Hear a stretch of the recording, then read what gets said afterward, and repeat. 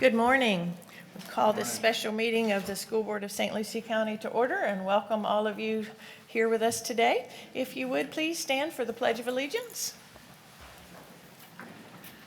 I pledge allegiance to the flag of the United States of America and to the republic for which it stands, one nation, under God, indivisible, with liberty and justice for all. Thank you. The only item on our agenda today is the public hearing, and it is open. At this time, I would like to receive the recommendation from the superintendent, and after we receive the recommendation, we will have public comment.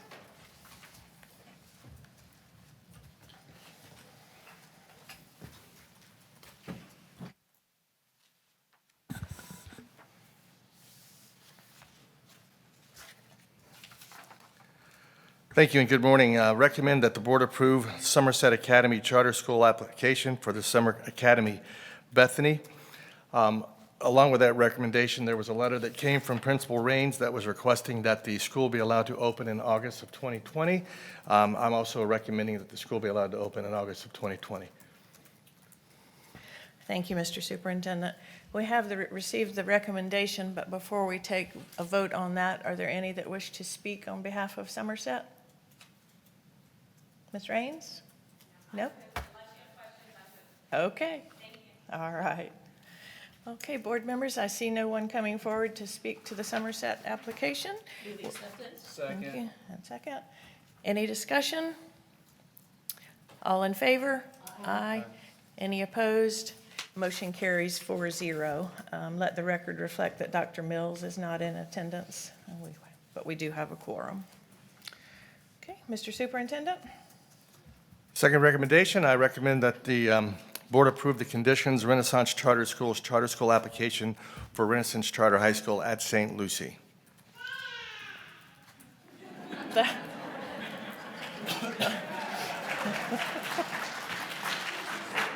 I think you couldn't have planned that, but.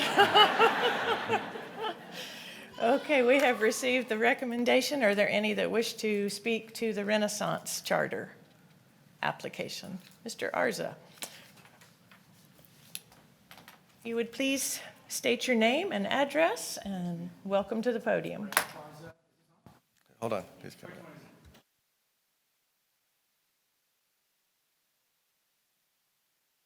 All right. Thank you very much. My name is Ralph Arzo. I live in Palm Beach County, and I represent the Florida Charter School Alliance, of which both Somerset and Renaissance are members. I want to first thank the superintendent, his staff, and I want to thank all of you, every single board member here, for making the time in your schedule to meet with us, have a conversation, very direct and open. And I am, as a former elected official, I'm very respectful of your thoughts and the things you said. We took them to heart. The Renaissance team we debriefed, and we're thankful. We want to move forward and work with this board, work with the superintendent and staff. And there are some things in the recommendation that we have some concerns. And it's, I think it's lawyer stuff that we need to work through.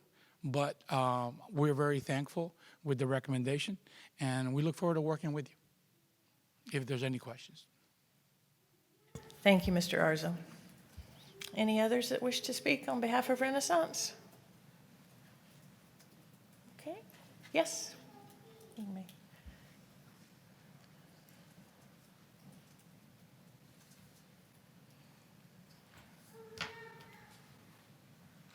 Good morning. Good morning. Thank you for allowing me to speak. I just want to say 5 years ago, I unwillingly joined the national epidemic of grandparents raising their grandchildren due to the opioid epidemic and the deaths of my grandchildren's parents. Since I haven't had to think about elementary school for over 25 years, it was a difficult task to navigate through what's best for their learning. And we chose Renaissance Charter School of St. Lucie because they had a teaching style that met all the needs for both of the kids. They were totally different. And no matter what their learning level was in their grade, they were allowed to work within their level and encouraged and monitored to move them up as they needed to be moved up. And I'm happy to say both rose to the challenge, and they both are in the Cambridge program. I fully support the addition of the Charter USA and Renaissance High School because I personally need the continuance of the high level of the structure and personalities and friendliness that is in the setting now that they have.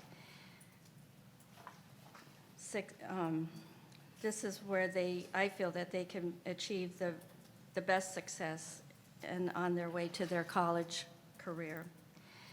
At our age, we only have one shot to give these children the education and the boost to get them on their feet and running as quickly as possible. And we just feel that the charter high school, with the continuance of where they are and continuing with that, would be the best goal. And I just want to point out there's 3 things that I really love about Renaissance is the parent involvement is due because we need to do volunteer hours, and I think that is so beneficial to know what's going on in the school. The children see you there. They know you're invested, so they get invested. The school uniforms, I really like that because kids are mean and there's bullying. You know, I have this, you don't have that. And it just puts all the kids on an even playing field. And the kids want to be there. So if they want to be there, and they'll learn. So thank you. We appreciate you being here today, and might I add that your grandchildren are very fortunate to have you to advocate for them, where our blessings go out to you. Any others that wish to speak? Okay, board members, we have the recommendation. I will entertain a motion. Moved by Ms. Hensley. Do I have a second? Second. Second by Mr. Ingersoll. I have discussion though, Yes. before we go further. Guys, absolutely. Mr. Ingersoll, would you like to lead off? Yes, I would. Mr. I do appreciate your time meeting with us, you and Mr. Christensen, but when we did meet, I felt like I was going to have some information coming back to me, and it's been a week and a half, and it's not you, it's the other organization, and I've yet to receive that. We talked about substitute teachers being 60% in the classroom, and we talked about being in field and out of field because we said it was coded wrong, and I've yet to receive that information. We talked about when parents at the Renaissance School have issues, they call us, and we try to help them out. And he told me he was going to give us a name. That afternoon, I'll email you. I'll give you a name. I'll help you out. I have yet to receive that. We've talked about contract language and about upholding it. There's no sense of having a contract if you don't listen to it or abide by it. We talked about doing well for children, which we all want to do, and I understand that. But the problem is if you don't have qualified, educated people doing it, it's not good.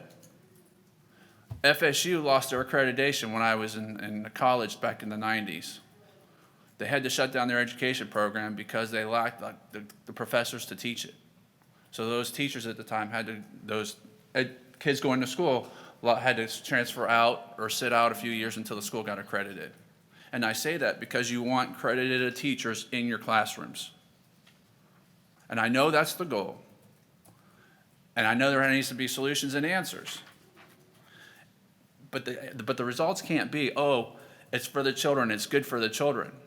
Because I remember there was a doctor down in Palm Beach. I say doctor because he wasn't really a doctor. He was a kid practicing as a doctor, but he was helping patients out. He was doing good. But does that make him a doctor? No. No less does the school that doesn't have qualified teachers doing it either. And I don't have any issues with some of the things that are doing there. It's a good school. Both schools are good. And I'm going to vote for this. But when you come in and you talk about these things, and Ralph, you were awesome. I appreciate you. You're level-headed and you worked it out. But when they come and speak to you and say they're going to produce something and don't do it in 2 weeks, I'm a little concerned. I'm a lot concerned. Because if that happened in my business, I would lose clients or customers. So I just wanted to put that in the air because I don't think it's fair to our community. You came out to support this school. Both schools are good. But there has to be something happens. When something happens, maybe some of your children have a raw deal and you want to talk to someone locally and you can't get an answer from your principal. Someone has to stand in the gap. We are working for you. We get paid by the taxpayers. We want to support you and work with you, but we have no control over your school. And when we try to refer someone to help you out, we can't. And that was what we talked about. So I just wanted to put that in the air, and I'm looking for a name. I'm looking for some of the 3 things that I've asked for. And I don't know how the other board members feel, but that's just the way that I walked away from that meeting feeling. Thank you, Mr. Ingersoll. Ms. Hilson, did you have comment? Yes. I was very angry when I got done with the meeting because it was disingenuous and it was untrue, the things that were told to me. The warehousing of students, and any of you that know me know I'm a preschool director for 32 years in a church, and I deal with children with special needs. And I am angry when I find out children are being warehoused in a school that don't have IEPs, which is federal. And I was told one thing in the meeting, and then I met with our attorney, and I see other things. So that makes me think about our most vulnerable children are not being handled correctly. And as Mr. Ingersoll said, the board members for charter schools, the 9 board members live out of state, out of the country. I don't know where they're at. I have parents call me every week with situations, and many are special needs children that the parents call me about. That's my heart. And I am very hurt because what I was told was not correct, number one. Number two, we're teaching children with undegreed, uncertified teachers. My daughters have taught, and actually my older daughters taught in charter schools and educated, and they taught in St. Lucie County. My son-in-law is a teacher at Port St. Lucie High. He had a degree in business. It took him a year to get certified to teach science. Every Saturday of his life was part of his certification. So we're having teachers that are non-degreed, non-certified, teaching high-level math and science. Really? I couldn't do that. And I think I'm a well-educated person. So as we move forward, either you're going to show us the money and put money into what's important. These teachers need to have degrees. These teachers need to be certified in field, not permanent subs that we stick in there that might have a high school degree. This is our kids. You are getting state money and federal money, and you're not leveling the playing field. You're not building buildings that meet code. So when we have a hurricane, St. Lucie County School Board, we are housing all the people in St. Lucie County. The charter schools aren't housing the people in St. Lucie County because you're not building your schools to code. So how long is all of this unlevel playing field going to go on? You get the PICO startup money, we get none. So that means that our schools in St. Lucie County that are crumbling because they need repair, we don't get that money. And I understand legislatively why these things happen, but when it comes to kids that are special need being warehoused, that's where I'm going to draw the line, and all of us should question this. This is not acceptable. Permanent subs, 50 to 60% of your teachers in your charter schools are not degreed and not certified. And then when people have problems and parents call me, and yes, they do call us. They call us all the time. What are we supposed to do? Refer them to the board members that live in Virginia? Refer them to the board members that live in Pennsylvania? I mean, this is really about humanity and what we do for children. And this isn't how I want. My children went through the school system here. My children taught in the school system here. I know of what I speak and what's required. And are we going to continue to lower the bar, or are we going to raise the bar and demand? The other piece is transportation. I grew up in St. Lucie County. I lived through segregation and integration. And when you're not busing kids and making busing available to all students, and you put the charter schools in Southport St. Lucie, predominantly middle-class white families? Where are the charter schools in North Fort Pierce? Where are the special need charter schools? Why are we cherry picking the kids that are the Lincoln Park type academic kids? Nobody steps out and says, you know what? I want to open a charter school for special needs children, because how about children that have developmental delays? How about children that are traumatized? No, I'm really, that's the heavy lifting. Nobody wants to do that. Does anybody want to open a charter school on Avenue D? No, I don't see that either. So when you just pick and choose, and I live in Port St. Lucie, I know the area, I know St. Lucie County, but when we are not going to transport children and we're talking about poverty, how is that fair? What have we lost along the way? Aren't all kids entitled? Don't they all deserve an opportunity? I'm very disappointed. I'm not going to vote for this, and I know it won't change anything, because I know politically what our legislature believes. But it's not what I, as a humanitarian, believe. That's not why I came to this office. That's not why I work with special needs children every single day. And I'm very disappointed, and it was disingenuous, the things that you said to me. It was not true. And to lie to me, yes, both of you gentlemen told me things that were not true. I'm very disappointed, very disappointed. And there's a lot that needs to be done. And the board can vote how they want in the superintendent's recommendation, but I've got to live with me, and I'm not going to accept it. I'm sorry. Ms. Inslee, comments? Yes, I have comments. I do hope that the information that was to be forthcoming is forthcoming. He made the pledge. You did not, Mr. Arzo, make the pledge. Our other gentleman made the pledge that he would get us the information by Monday. That was a week ago. That was last week. Okay. So I'm disappointed in that.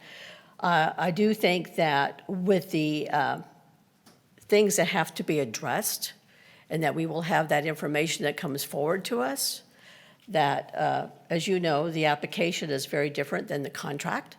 So I think that the issues that I had can be addressed before we get to contract.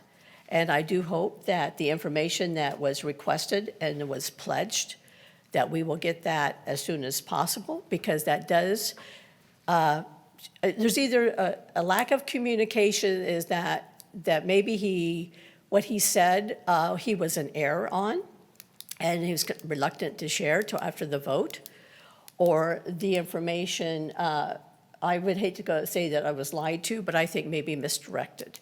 And I would really appreciate the information that was pledged, so that when we go forward with the contract negotiations in the future, that we actually have that information in front of us. I will be voting for this with the understanding that these issues can be addressed. Madam Chairman. Yes, Mr. Ingersoll? Again, I'm sort of like with Miss Hensley. I don't feel like I was lied to when I met with Mr. Arzo, because Mr. Arzo saw my point, and the other gentleman didn't lie, but didn't own up or anything. So, I mean, I was fine with the meeting, but when you're told something that you're going to get information, you're going to get this, that's where I'm like a little, enough's enough. And I don't know who's sitting out here. I don't know what schools you're for. Really doesn't bother me. But there is a difference between Somerset and Charter School USA. And I just want you to know, I don't know if you're a parent or whatever, Somerset has done everything by the rules according to my eyes. They offer quality education just like Renaissance does. But there's a comparable difference. So, I mean, we're just talking, this one is only Charter School USA. And just the high school. Yeah. But I was just saying, all of this tension is definitely with Charter School USA. And again, Mr. Arzo, I do appreciate you. I feel like I received the truth when we met, and like I said, I'm not feeling comfortable going forward. I mean, I feel comfortable going forward. I'd vote for the contract. I think everything's fine, but when you say something, you got to do it. I mean, particularly, like I said, is when we have constituents calling, asking for help for their children, and we have no way to help them, is heartbreaking. just to add a few comments as well. And Mr. Arzo, again, I appreciate you coming and speaking with us. We've had numerous conversations over the years and have agreed, we respect one another and what one another brings to the table. And I am comfortable with the stipulations that are brought forth. We discussed all of them during our meetings. As with my fellow board members, though, there wasn't the follow-up, and again, it wasn't on you. We were promised that by the guy that was with you. But I do feel comfortable with the stipulations in place, and knowing that you're going to be accountable just as we're going to be accountable to watch for that. I do want to share that this morning I received a phone call from a parent has 2 students in Renaissance School now. And I realize we're talking about different contracts, but I do want to share because he asked me to. He was not able to get off work and come. But his concerns address the very things that our stipulations address, that he has a kindergarten student in a classroom where the teacher is not certified, and he feels that the student has not received what that student should have during the course of the year. He was very emotional, and as you can tell from today, this is an emotional component of our community. So I felt it only fair and promised him that I would share that, because it does address the very specifics that we've addressed in the stipulations going forward. So I do look forward to working on these things together, making them become realities, because all of the stipulations are what is best for children. And that's why we do what we do, to serve the children. So we have no other comments from board members? Mr. Gent? Just to clarify, because I know we have members of the public here, particularly representing the school center, and so when the information that the district has regarding teachers that are in field or out of field, I just want to say it for the record, because this is public record as well. And this is the information that we have shared, but that we have 52% of the teachers at Renaissance St. Lucie, 52% are substitutes. That represents a number of 42. And at Renaissance St. Lucie, it's 52%. At Renaissance Tradition, it is 51%, and it represents 40 students. So when the school board members talk about the quality of education and the information that they wanted to receive, we want to make sure we have accurate data that's there. And the lack of qualified teachers is a major, major concern for the education of your children. So I wanted to make sure that you had the statistics and the numbers that we have here in the district, and that was the information that was not given back to our school board members. Thank you. Madam Chairman, in those numbers, you can go to the Florida Department of Education and look them up online yourself. I mean, these are not numbers that St. Lucie generates. This is off Florida Department of Education website. Okay. Hearing no other discussion or conversation, we do have a recommendation with a motion and a second, and we will vote on that now. All in favor, please say aye. Aye. Those opposed? Nay. Motion carries 3-1. This time I will close the public hearing, but we do have some information that the superintendent would like to share on the virus update. The latest as we're all getting ready to go into spring break. So, Mr. Superintendent? Thank you, Madam Chair. Just a couple of notes that we have been monitoring this as well as the entire country now, and this is a fluid situation, and it changes really not just day by day, but hour by hour in some cases. And we've been sending information out. The majority of our information is on our district webpage.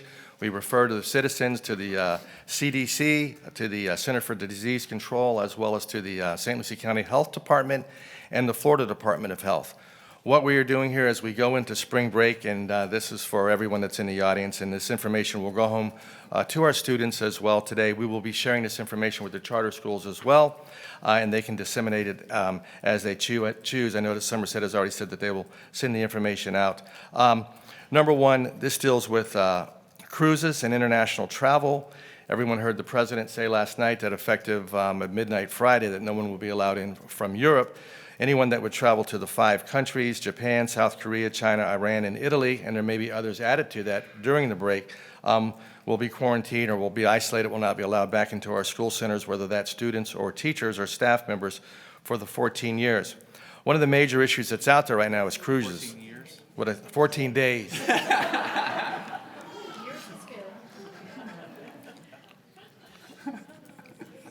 Let's hope it doesn't get to that. Anyway, I apologize. Cruises and international travel. For those students and staff members that would be going on cruises, if a case of the COVID-19 would be reported as positive or a test was on that cruise ship, we will not allow staff members nor students in our schools for 14 days. Also, folks, if they come back, and even if there wasn't a positive test, if anybody has those symptoms, those flu-like symptoms that they're displaying, we ask that they remain home and in both cases, contact the health department and their provider.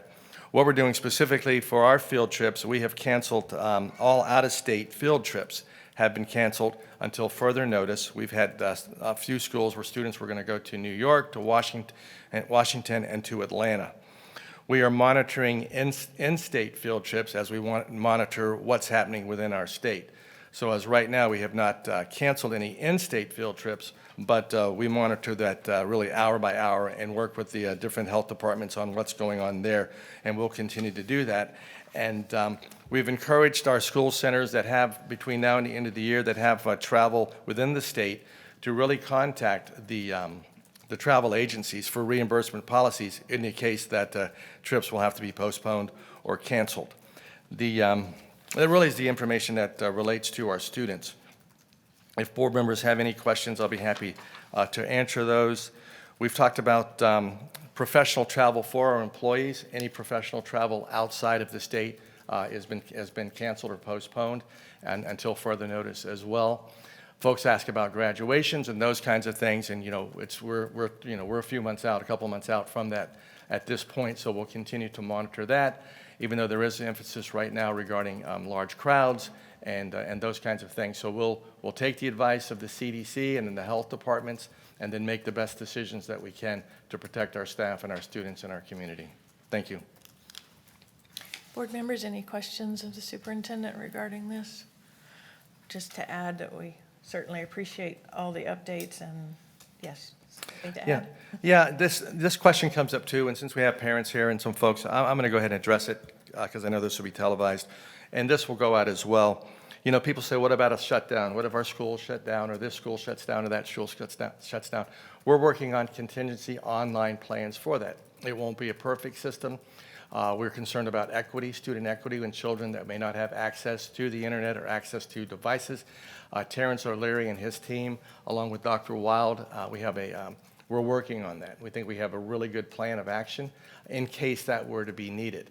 And so we're in touch with the Department of Education regarding that. And, we think that that's something that we could accomplish, but our focus right now would be on the equity of that to make sure that all students and children would have access. And we've got some pretty creative, unique ideas. We've been working with Microsoft, which Terrence serves with that group, to do that. So in case that occurs, we do have a contingency plan, that's very fluid, that we're working on. We presented that kind of to our principals yesterday, and that will continue to change and monitor as well. So I just wanted to, assure folks that, we're working on everything behind the scenes that's pretty much dominating everything we're doing right now. Yeah, we're really in unprecedented territory with this virus and the implications and the ripple effects, but we have no other business to come before us, so we are adjourned.